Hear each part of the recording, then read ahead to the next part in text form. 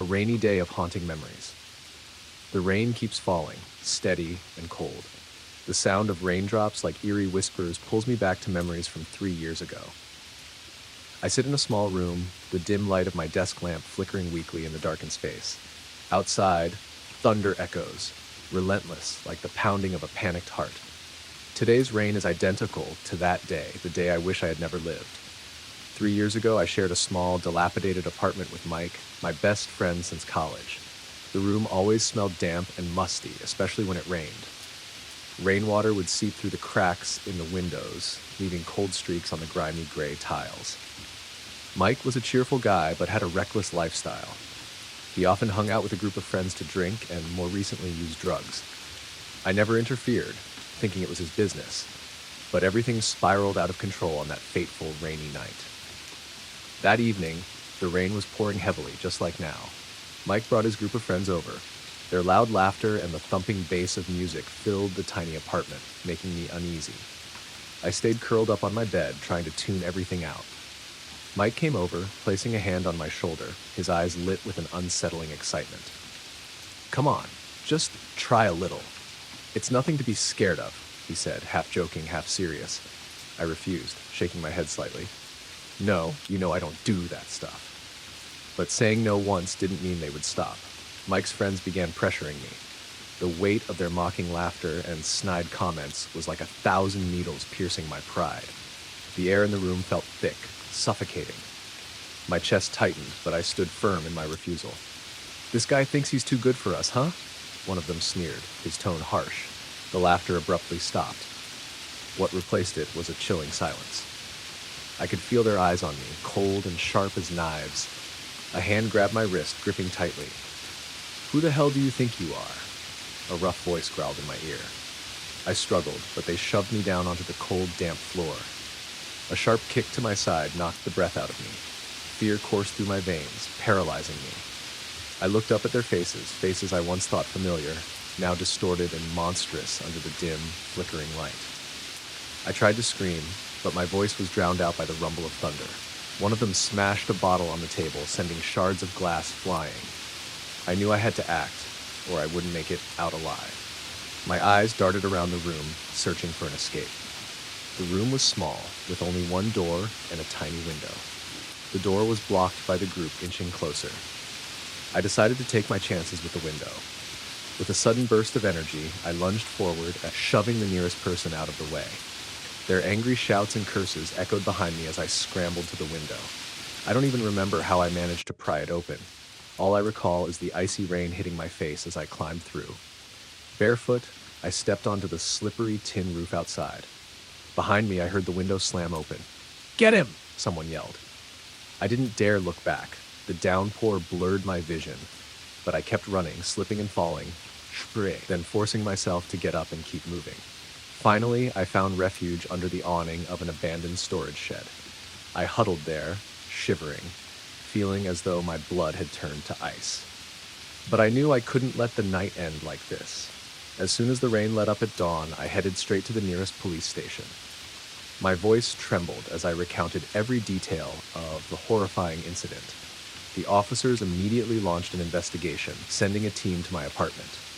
They found clear evidence of violence, shattered glass, bloodstains on the floor, and remnants of drug paraphernalia. Mike and his friends were arrested not long after. 3 years have passed, but I can't shake the haunting memories. Every time it rains, I hear the sinister echoes of laughter from that night. Last night, I found a small slip of paper tucked under my front door, even though I'd made sure the locks were secure. Scrawled on it was a single chilling line: "You can't escape us." The sound of rain outside seems louder now, almost deafening, like the rhythm of a nightmare pounding at my door. I know they face justice, but the darkness of that night lingers, waiting for the right moment to pull me back into its grasp.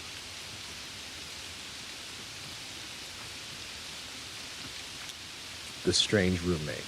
I vividly remember the day I left my familiar home to start an independent life in New York City. The morning sun streamed through the bus windows, blending with my excitement and a hint of nervousness. At 22 years old, full of ambition, I had found a small, cozy room through a rental app. The best part? The rent was affordable, and I'd be sharing the place with a roommate named Jake. Jake greeted me at the door when I stepped out of the taxi with my luggage.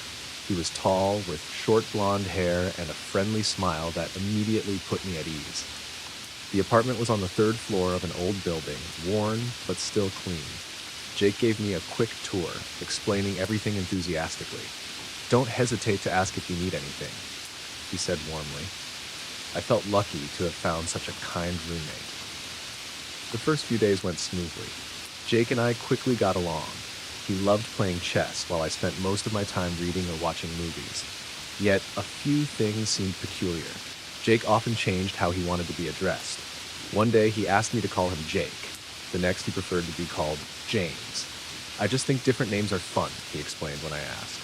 I didn't think much of it. Everyone has their quirks, right? Things started to shift in the second week. One night, while I was studying, I heard strange noises coming from the living room. Whispering. Broken, disjointed murmurs as if Jake was talking to someone. I opened my door and peeked outside, but the apartment was empty except for the dim light from a desk lamp. Jake was sitting there, his back to me. "Hey, are you okay?" I asked, stepping closer. Jake turned his head, and the cold glare in his eyes made my skin crawl. "Don't disturb me," he growled, then turned back to his laptop. From that moment, unease began to creep into my mind. The next day, Jake was cheerful again.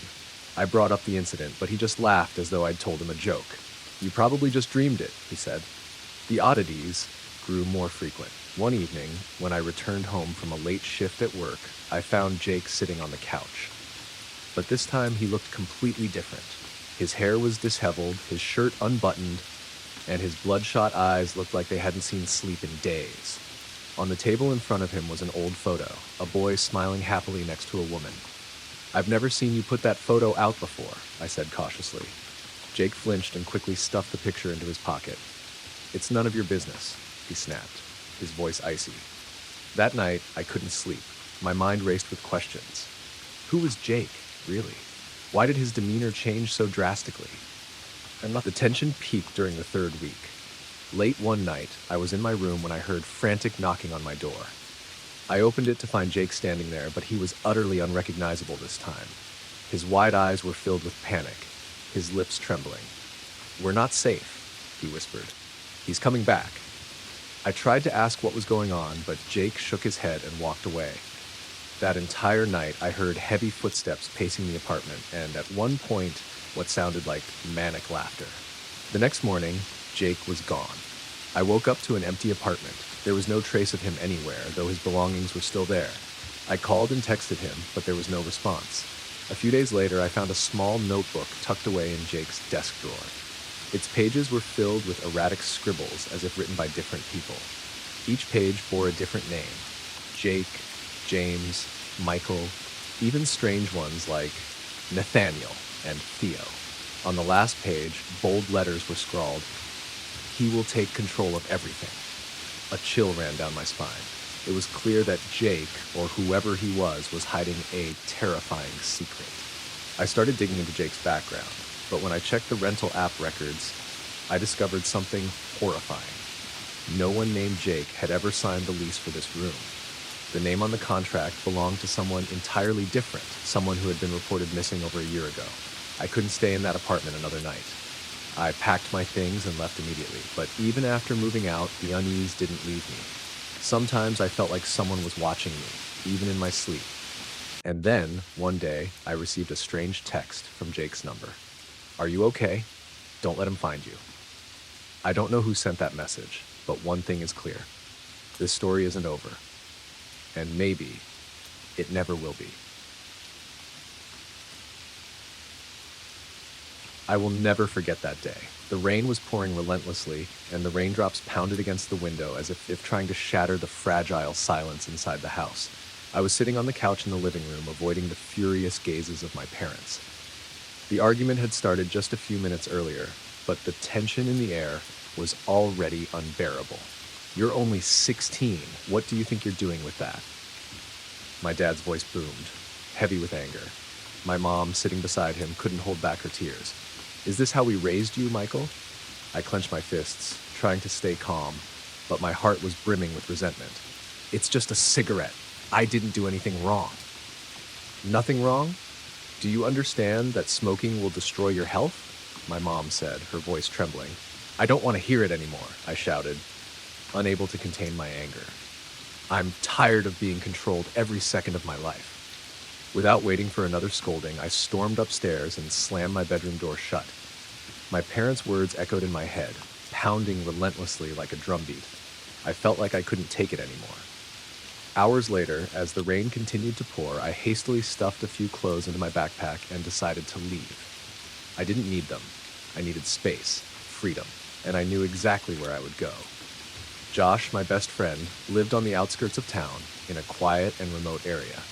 He lived alone since his parents had moved abroad for work.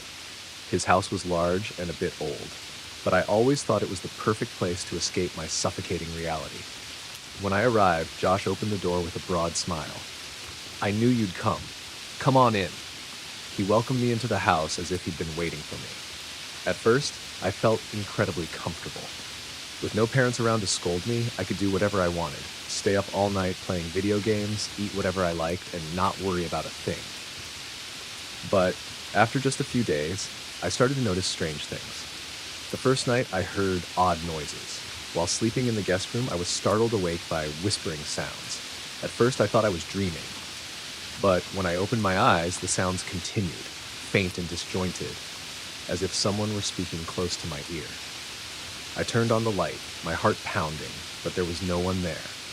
The room was empty and the door was still locked. The next day, I told Josh about it, but he just laughed. You probably just had a bad dream. This house is old. Weird noises are normal. I tried to believe him, but the whispers continued on subsequent nights. Sometimes I could clearly hear someone calling my name. Michael, Michael. The sound sent chills down my spine. Every time I turned on the light to check, the room would fall silent again, cloaked in an eerie stillness. I started to feel uneasy. During the day, everything seemed fine, but I dreaded falling asleep.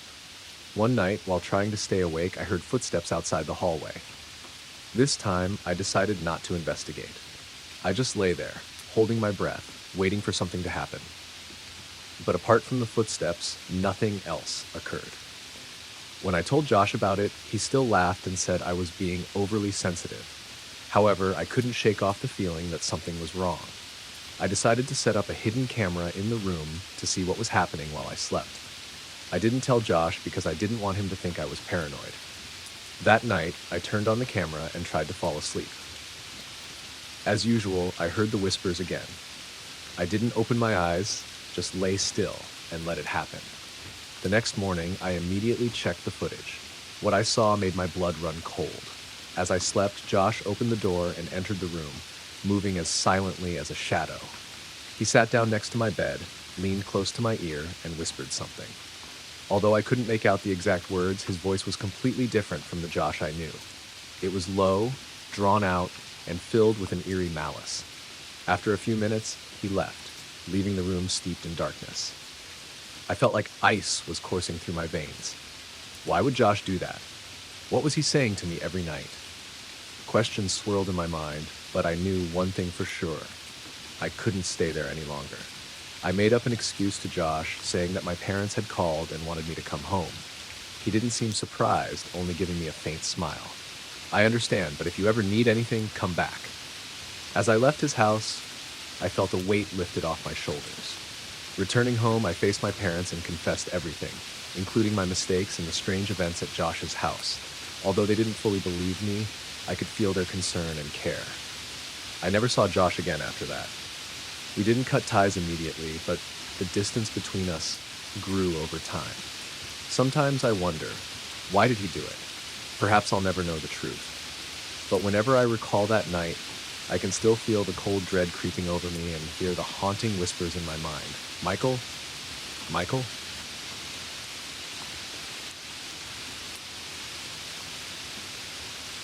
Late night in the deep forest, I will never forget that decision. My close roommate, Alex, and I had planned a weekend camping trip to a remote forest famous for its spectacular natural beauty, but also filled with unexplained mysteries. Excitement was at its peak as we left the city early on Friday morning, fully equipped for a multi-day journey.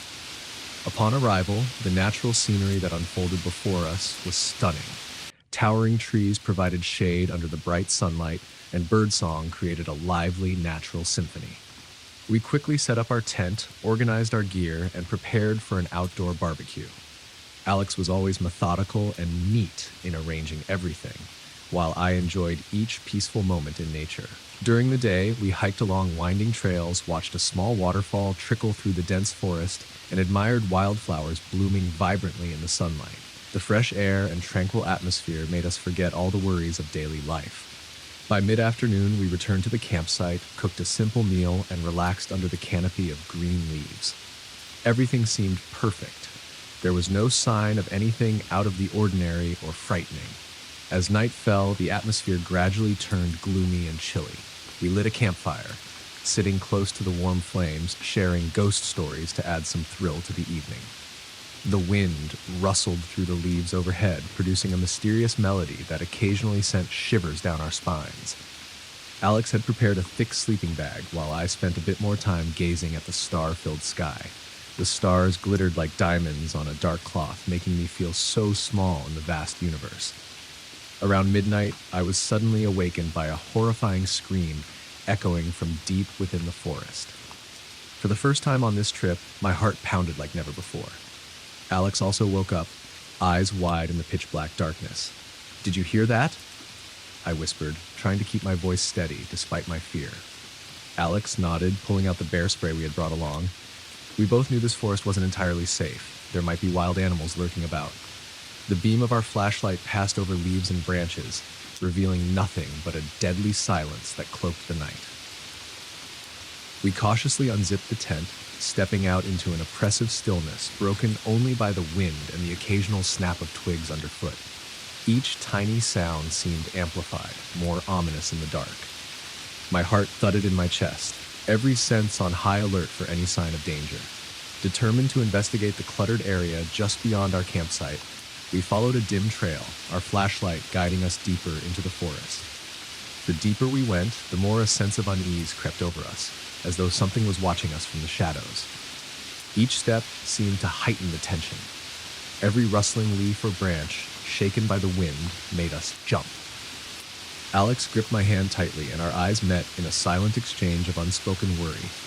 Suddenly, a strange noise sounded not far away, like the footsteps of a large animal moving through the undergrowth. We froze, crouching low on the soft forest floor, straining our ears to listen. The air grew thick, and only our heavy breathing broke the silence. Then Alex shouted unexpectedly, "There's something here," and pointed the bear spray ahead, its beam slicing through the darkness in a dazzling arc. At that moment, a huge dark figure appeared among the trees, standing still, its eyes glinting in the darkness. We couldn't move. Fear had paralyzed us.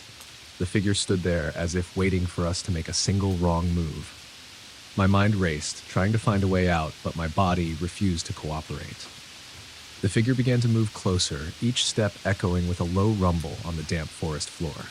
I could almost feel its heavy breathing, a blend of the forest scent mixed with the musky odor of a wild creature. Alex still clutched the bear spray, his eyes glued to the dark shape.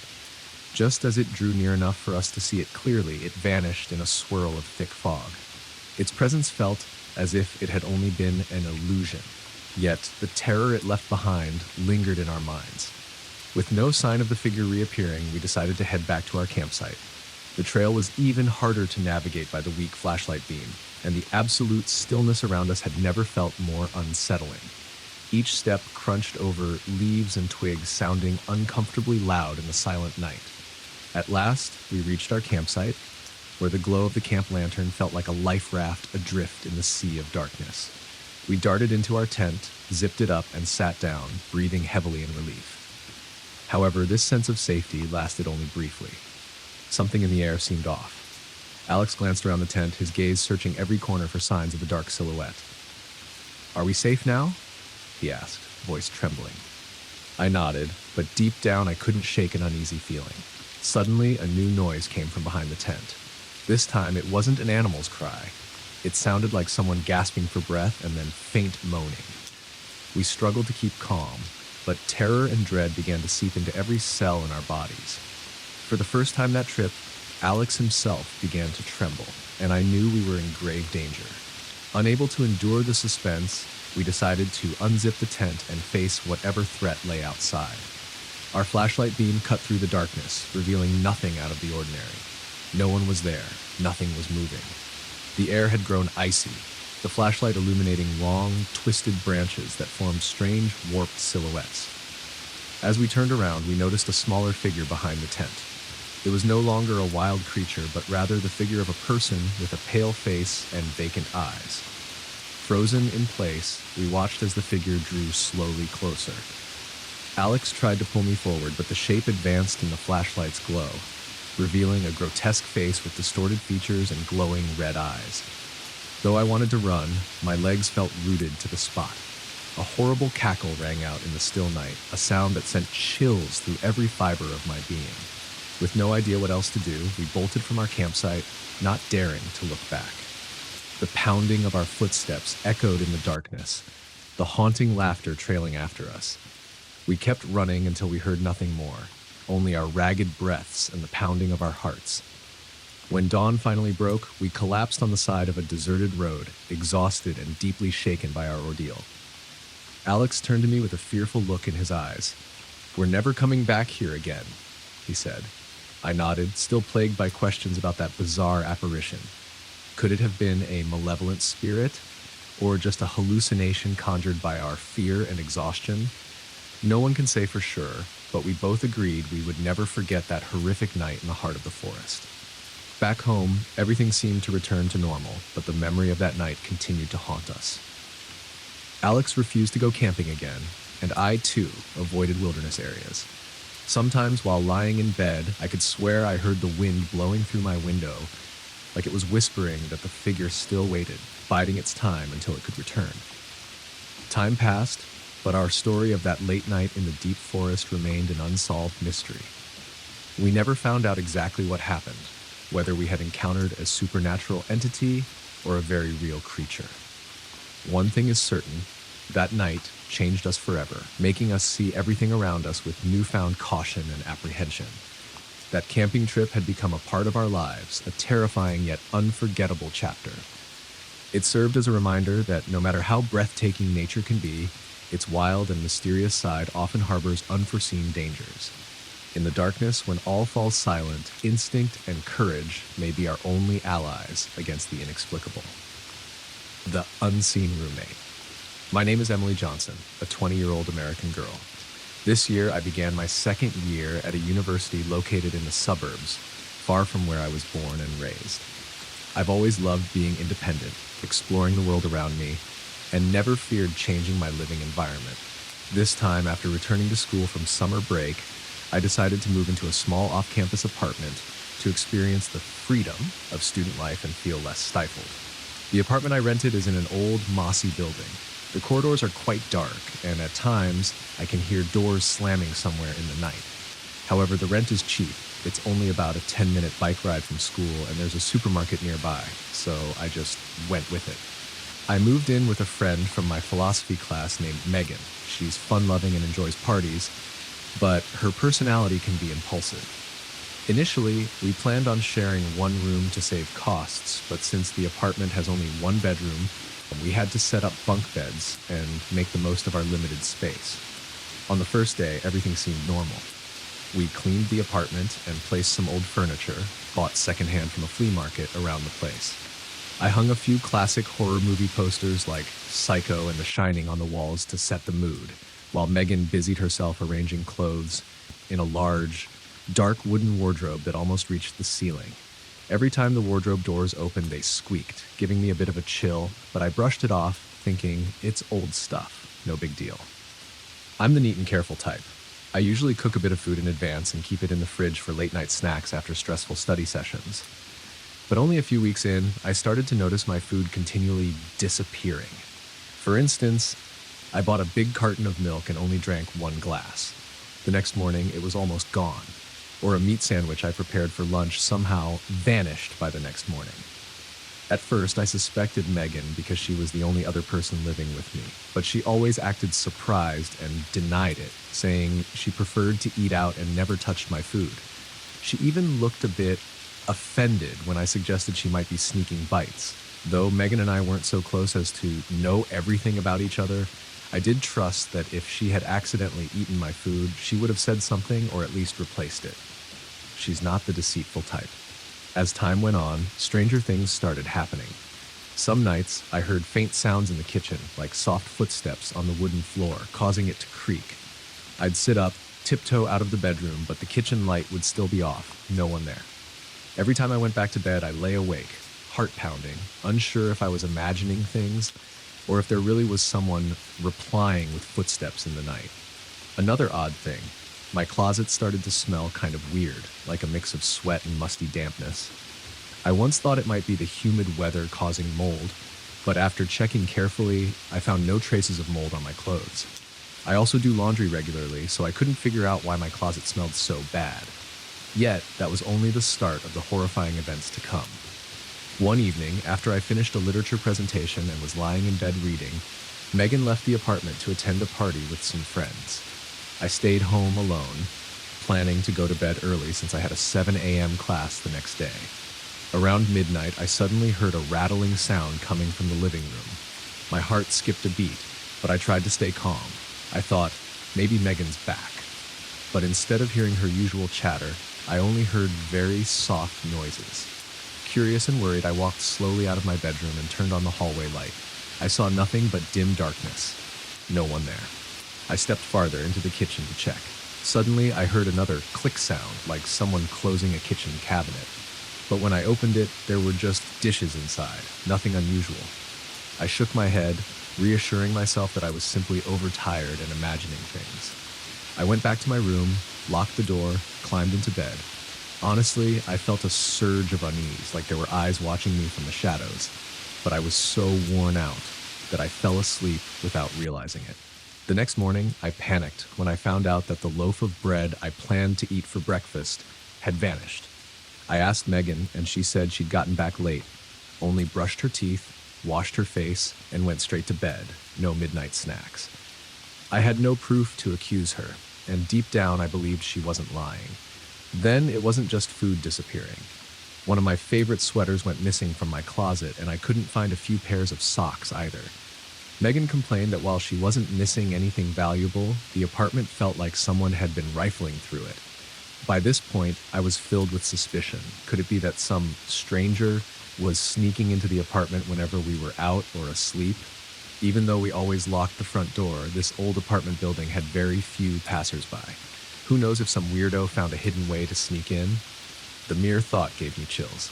I decided to buy a tiny hidden camera that connected to my phone.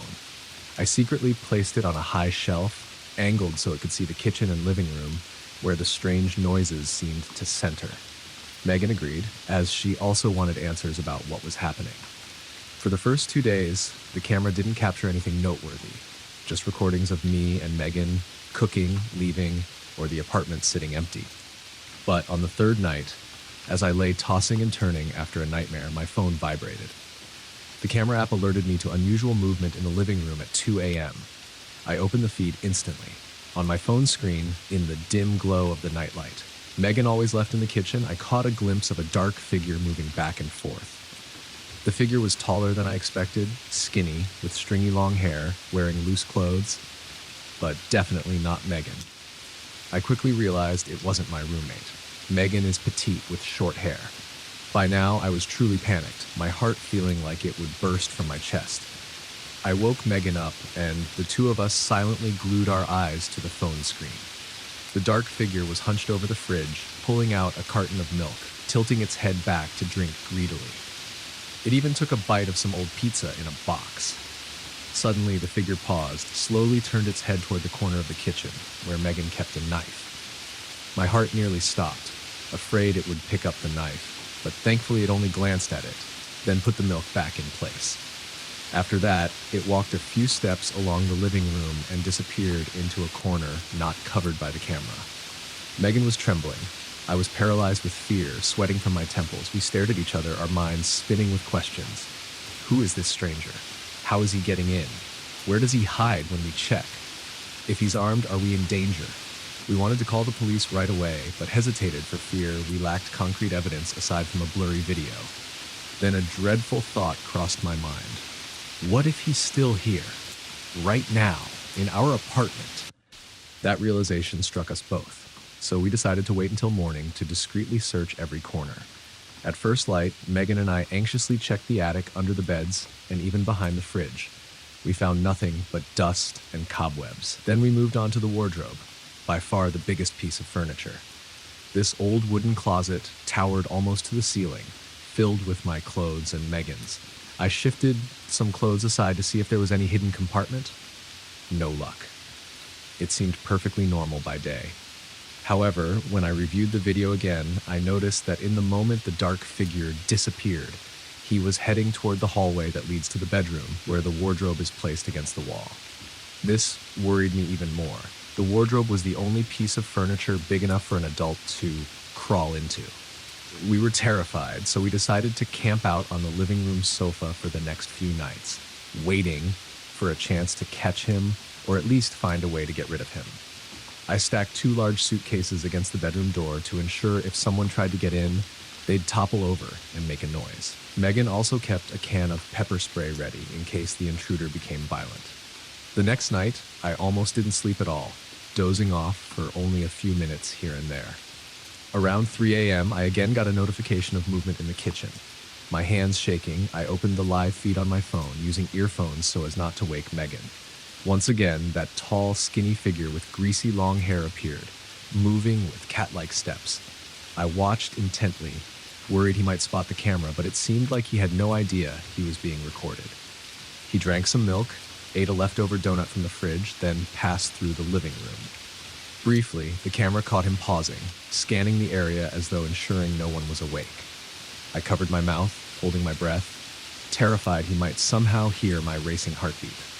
A few seconds later, he headed for the bedroom, where the wardrobe was. When he reached the doorway, I heard, through the phone's speaker, my suitcase fall to the floor with a loud thud. Immediately, he bent down, lifted the suitcase, and placed it aside, slowly yet decisively. Panicking, I shook Megan awake, signaling her to keep quiet. We quickly got up and slipped into the hallway outside our apartment to call the police, too scared to confront him directly. My heart thundered in my chest, partly out of fear, partly out of anger at this blatant invasion of our home. The police arrived within 15 minutes. We let them in, explaining everything as we trembled. They shone their flashlights around, finding nothing. We turned on all the lights, searched the bedroom, rummaged through the wardrobe. Still no sign of anyone. Then, when an officer gave the wardrobe a firm push, a board at the back of the closet shifted, revealing a hole just big enough for someone to crawl through. This was the horrifying truth. Behind that rotted wood panel was an empty space connected to a small adjacent room, likely a storage area that had been sealed off years ago, unknown to us. Megan and I stood there, mouths agape. In that pitch-black space, we could see dirty footprints, old newspapers, empty milk cartons, even a discolored pizza box. As the officer shone his flashlight further, he spotted a rolled-up blanket, imprinted with the shape of a person who had been sleeping there. Evidently, that guy had been secretly living there for quite some time. More frightening still was that he was still somewhere in the building. He seemed to have slipped out through the back exit of that hidden room, possibly leading to another corridor or a different floor. We couldn't begin to guess the labyrinthine structure of this old complex. The police searched all night, but found no trace of him. After that horrifying night, I couldn't stand staying there any longer, and Megan felt the same. We packed our clothes and belongings and left the apartment first thing in the morning. We forfeited our deposit, but our sense of safety was far more important. Later, I learned that the building had many deteriorating areas, and there had been incidents of a homeless person sneaking into a disused storeroom. The management had caught a suspicious drifter wandering the basement multiple times. Apparently, he repeated his trick by infiltrating our unit. The memory of that gaunt silhouette with matted long hair still lingers in my mind. Whenever I close my eyes, I can vividly imagine him opening the fridge, gulping down milk, wandering through the living room, or even standing next to my bed while I slept. I shudder to think that he might have been right beside me in the dead of night, just a few steps away, and I never suspected a thing.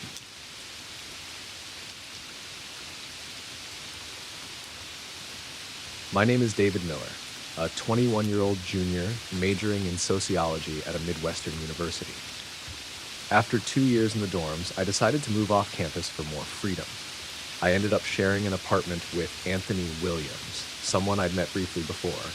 He studies at the same school, but in a different department. The apartment was pretty old, with peeling walls and scratched wooden floors, but it was spacious and reasonably priced, only about a 15-minute bike ride from campus. On our first day moving in, Anthony was very helpful. He carried boxes for me, organized the kitchen utensils, and generally acted friendly. He was tall and lean, sporting a buzz cut, always smiling. I felt at ease having a roommate who would split the rent and seemed laid back enough. Everything seemed fine at first, until I started noticing a few tiny holes in the walls of my bedroom. They were small, round, and oddly uniform, as if they had been drilled. I assumed it might be remnants from something the previous tenant had mounted on the wall. However, it got weirder when I sometimes heard faint clicking sounds near those holes at night, like someone tapping or moving something from the other side of the wall. That wall happened to be shared with Anthony's bedroom. Occasionally, I heard him locking his door with strange clanking noises inside. Even though we lived together, we weren't that close, so I assumed he just valued his privacy. One night, while I was watching a movie on my laptop in the dark, I caught a glimpse of a tiny red light through one of those holes, almost like an LED. The moment I focused on it, it vanished. My instincts told me someone might be watching. But without concrete proof, I pretended I hadn't noticed and stayed alert. Another night, around 2 a.m., I woke up to a loud thud in the hallway. When I stepped out to check, I saw Anthony standing near my bedroom door.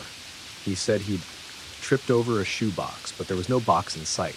The uneasy feeling in my gut intensified. Yet, I still couldn't bring myself to confront him directly. The next day, I decided to examine those holes more carefully. I waited until Anthony left for a group meeting and sneaked back into the apartment. With a small flashlight and a thin metal rod, I inspected each hole. And when I shone the light inside, I noticed what looked like a camera lens, or some solid object. My heart pounded. I was sure my room was being filmed. However, just discovering the cameras on my side of the wall wouldn't be enough evidence for the police, and I was worried Anthony might erase everything if he found out I'd noticed. Following the advice of my friend Mark, I decided to call the police. We planned to confront Anthony with their help. Later that afternoon, Mark and I went to Anthony's room, the first time I'd ever really gone in there, and turned on the light. The mess we saw was shocking. Electronic parts, cables, tiny infrared LEDs, and a small drill scattered on the desk. There was a plastic container filled with mini cameras and a small monitor connected to a recording device. It was obvious Anthony was running some sort of secret surveillance setup, not just a casual hobby. That was when Anthony returned. He seemed furious to see us in his room and tried to yank the cables from the devices. We shouted that we had called the police. He was defiant at first, claiming he had reasons to watch everything, saying he was paranoid because of past betrayals. Of course, that didn't justify violating my privacy in such a drastic way. The police arrived and quickly intervened. They examined my bedroom, found the hidden mini cameras on the other side of the wall, and traced the cables back to Anthony's room. They seized his laptop, which was password protected, along with the rest of the equipment. It was conclusive. Anthony had been secretly filming me, and very likely others as well. After that night, I left the apartment for good, crashing at Mark's place. I was shaken, worried about what footage Anthony had recorded and whether he might have posted any of it online. The police assured me they would investigate thoroughly. Anthony was taken into custody, but I spent days haunted by the thought of him spying on me through those tiny holes. Eventually, law enforcement confirmed that multiple videos of me were stored on Anthony's hard drive, though there was no clear sign he'd upload them yet. He had also been part of an underground forum for sharing voyeuristic videos, so other people might have been victims. Charged with illegally filming and invading privacy, Anthony now faced potential jail time. This ordeal has taught me a painful lesson about living with strangers. Despite Anthony's seemingly friendly demeanor, he was driven by a twisted need for control and surveillance. He invaded the most private space imaginable, my bedroom. Afterward, I moved elsewhere and now meticulously check walls, ceilings, vents, and anything suspicious. Some friends think I'm overly paranoid, but having my privacy blatantly violated has left me wary. That's the chilling story about Anthony and his hidden cameras. From just a few tiny holes in the wall, I discovered that my roommate had been secretly recording my every move. This experience remains a deep scar, yet it reminds me, and hopefully anyone reading, to be vigilant around people who seem ordinary but may hide disturbing secrets beneath a friendly smile.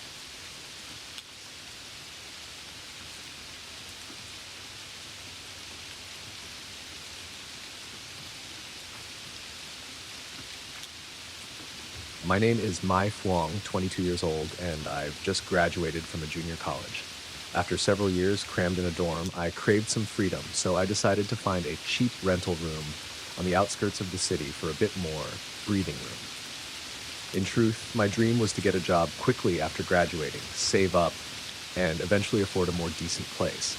But for now, money was tight, so I settled on a small room in an old housing complex, tucked away in a narrow alley where few people passed by. The room itself wasn't downright terrible. It was just cramped and the building was rather run down. Whenever there was a heavy rain, the communal hallway would get soaked, water dripping steadily from the ceiling. My room was on the second floor with a faint, moldy odor, but it was genuinely cheap, just over 1.5 million dong per month, and I was allowed to cook freely.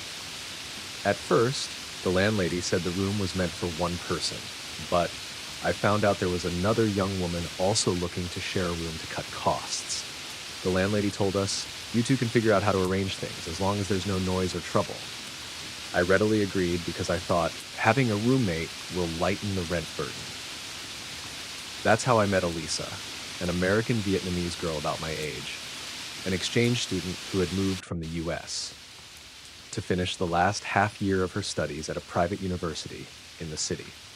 Elisa was tall, about 1.7 meters, with long black hair, unlike most Americans I knew who dyed their hair blonde.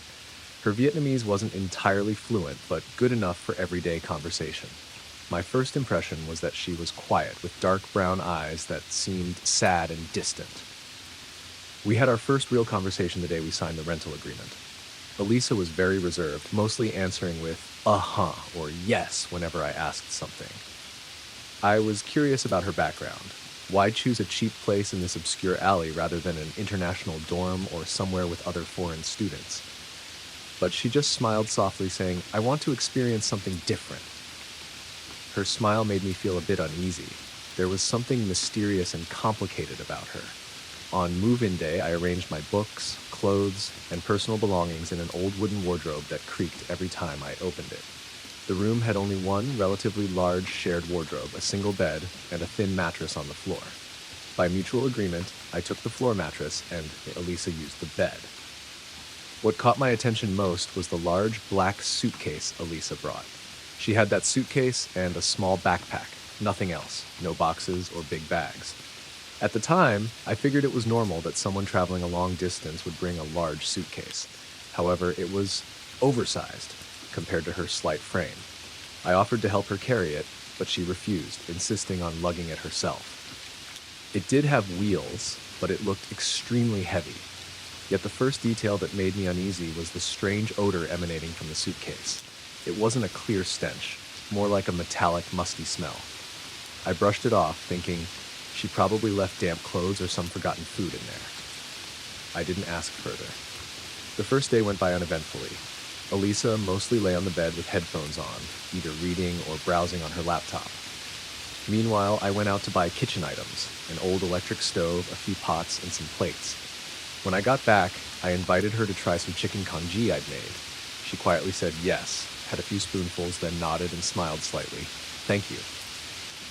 I could sense a distance, as if she were building a wall around herself. That night, it began to rain heavily. The old building rattled under the downpour.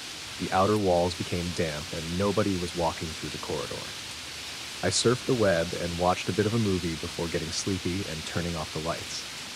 Suddenly, in the middle of the night, I half awoke, hearing a clicking sound as though someone was moving things around. I opened my eyes to find Elisa fumbling in the corner of the room next to her suitcase. She was shining a small flashlight inside it, seemingly checking on something. When she noticed I was stirring, she quickly turned around and whispered, "I couldn't sleep. Go back to sleep." I closed my eyes again, drifting off, though my curiosity was piqued. What was inside that suitcase that required her to check on it in the middle of the night? Still, I was too shy to ask or intrude. The next morning, Elisa had left early, leaving the suitcase in its usual spot by the wardrobe. Honestly, I'm not nosy enough to rummage through someone else's stuff. I only glanced at it. Its lock was always fastened, apparently with a combination code. Around 2 weeks passed. We lived our day-to-day without much fuss, maintaining a relationship best described as sharing a room without being close friends. Elisa rarely joined any chit-chat, never revealing much of herself. She continued her online classes or sometimes disappeared the whole day. I had no idea where she went or whether she had friends or family in the area. At night, I'd sleep on my mat, she on her bed. Once in a while, I'd wake around midnight to the sound of light creaking, the zipper of her suitcase opening, or a soft thud like she was rearranging something heavy. Half joking one day, I said, "Hey, Elisa, does your suitcase hold, like, a corpse or something supernatural? You check it every night." I laughed to break the tension. She turned pale and forced a smile. "I'm just checking important stuff, worried about moisture." From that moment, I began watching the suitcase more closely, not merely out of idle curiosity, but because a sense of unease was growing. Occasionally, when I was alone in the room, I caught a whiff of a rancid odor, something pungent like rust or a dead animal. Some days the smell was so strong. I looked around but found no dead rodents or garbage. Plainly, the smell seemed to be coming from the suitcase. Another time, I returned to our room after my part-time job at dusk. The room was pitch dark, so I assumed Elisa wasn't home. Flipping on the light, I heard a soft moan from the bed. Startled, heart pounding, I realized Elisa was up, holding her stomach, face twisted with pain. "Are you okay?" I exclaimed, rushing over. She groaned. I have a bad stomachache, must have eaten something off." I quickly poured her warm water, handed her some digestive medicine. Even though we weren't close, I couldn't just ignore her. I offered to take her to the doctor, but she refused. "I don't want to go anywhere." After that, she drifted to sleep. She looked so pale and pitiful. This was the first time she'd let her guard down.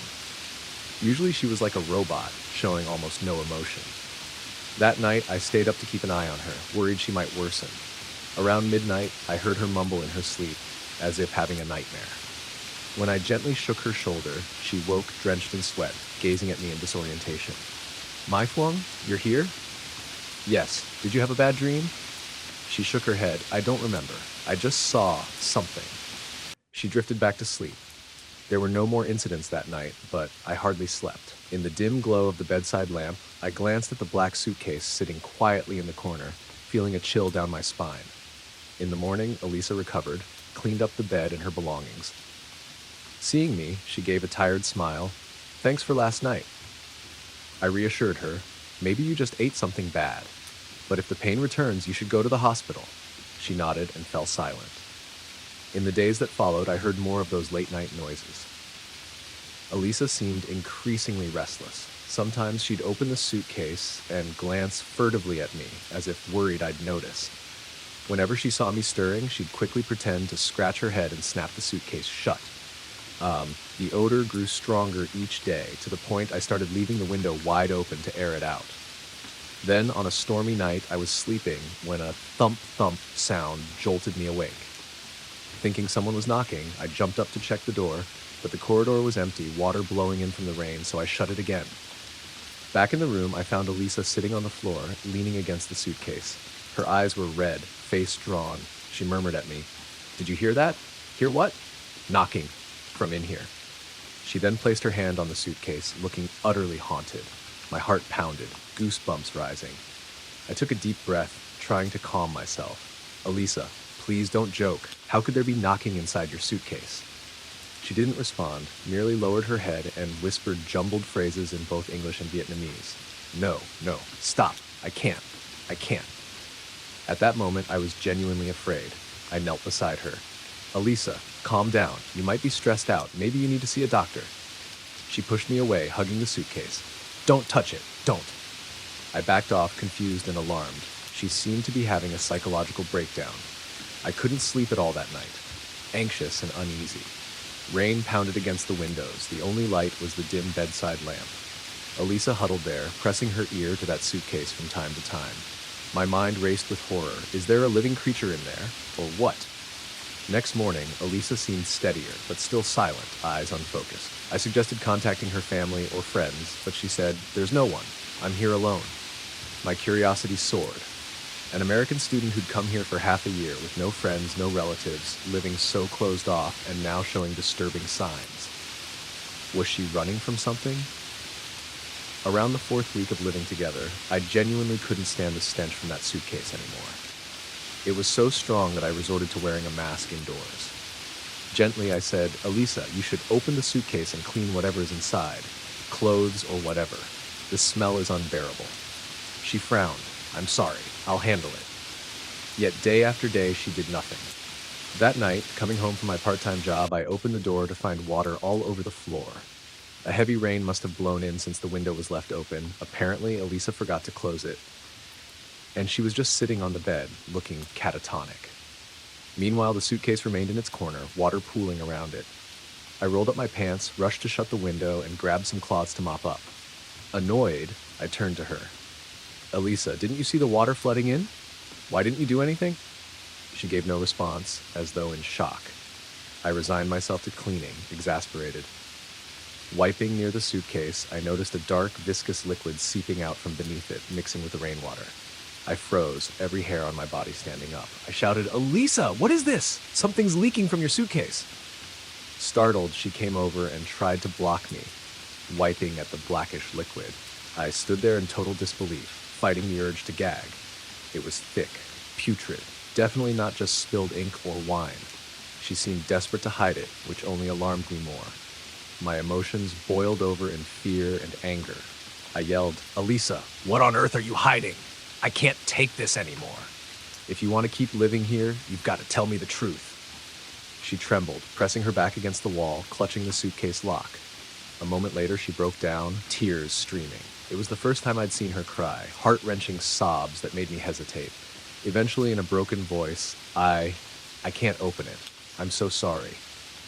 Then she suddenly ran out into the corridor. I was too stunned to stop her. I looked around at the flooded room, the blackish stains on the floor, the overwhelming stench. I fought the urge to vomit. I stood before the suitcase, my mind in turmoil. Do I open it or not? It was her property, and I had no right to invade her privacy. Yet that foul smell was overwhelming, a black liquid leaking out. I had to know what was inside. Overwhelming dread and morbid curiosity spurred me on. I tried turning the combination lock, but it was code secured. I searched the room for a key or a clue. Under Elisa's bed, I found a small cloth bag with random items. Tape, a utility knife, a pair of scissors, but no key. In a panic, I used the utility knife to cut around the lock. The suitcase was a hard shell type, so slicing it took effort.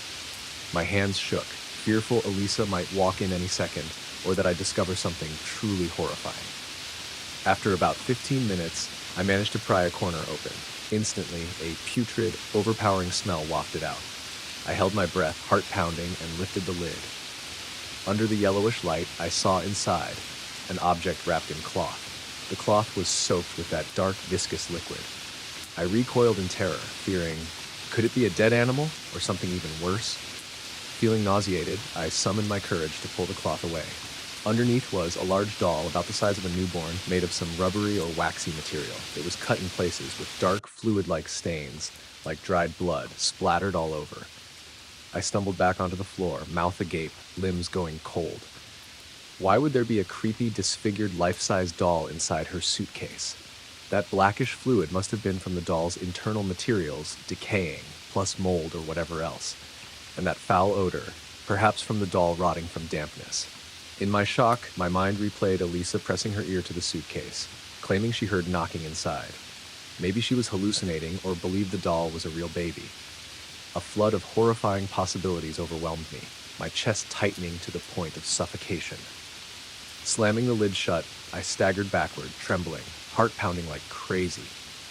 I was about to dial someone, maybe the police or the landlady, but my hands were shaking so badly I couldn't manage the phone.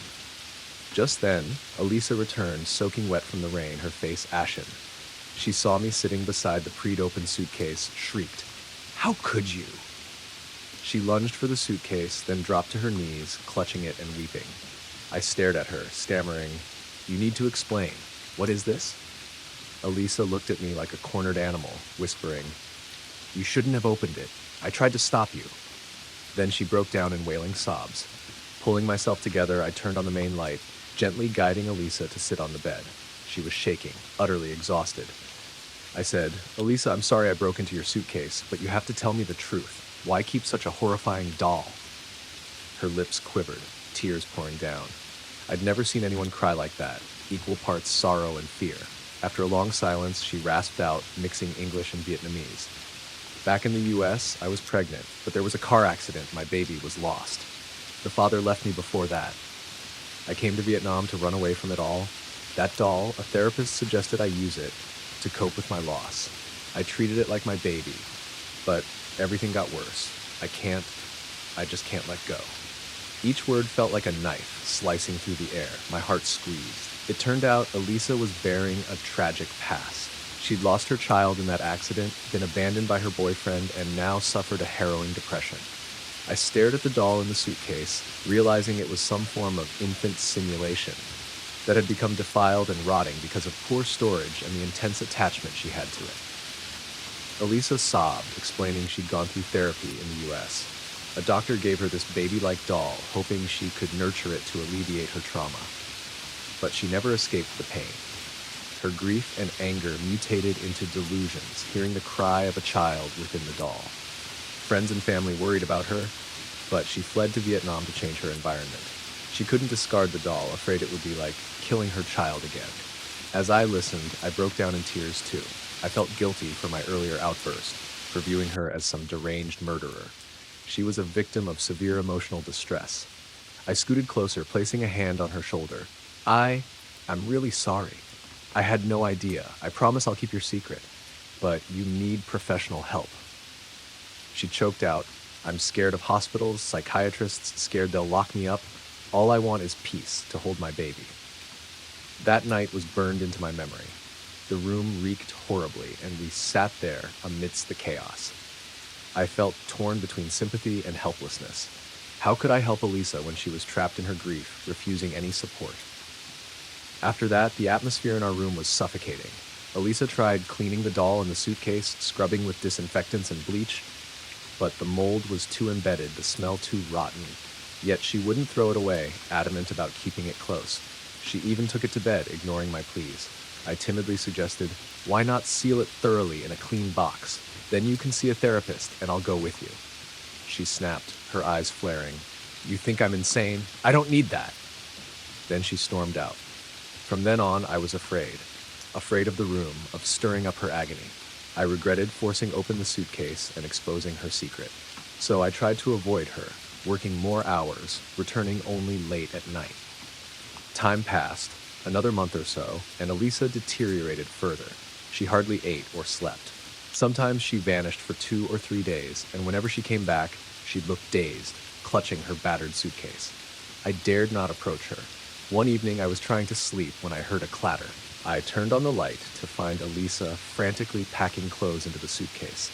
The doll lay on the floor with large patches of dark mold, grotesque like a tiny mummy. Alarmed, I asked, "Where are you going?" She replied, "I can't stay here anymore. I have to go." In a panic, I asked, "Where can you go so late at night? Do you have somewhere else lined up?" She didn't answer, just kept forcing the doll back in and zipping up the suitcase. Hoisting it up, she wobbled under its weight. I blocked her. "Elisa, don't leave. It's dangerous. Stay here. Tomorrow we'll go see a doctor together." Her eyes teared up. "I don't need anyone. I don't belong here. Goodbye, Mai Phuong." She pushed past me, opened the door. A cold wind blew in from the dark alley.